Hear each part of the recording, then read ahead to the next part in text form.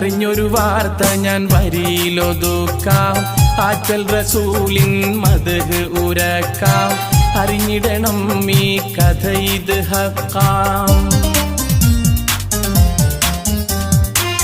അറിഞ്ഞൊരു വാർത്ത ഞാൻ വരിയിലൊതുക്കാം ആറ്റൽ റസൂലിൻ മദ്ഹ് ഉരക്കാം അറിഞ്ഞിടണം ഈ കഥ ഇത് ഹക്കാം ഹക്കാണേ കരഞ്ഞത് ഒരു ഈത്ത മരത്തിൻ തടിയാ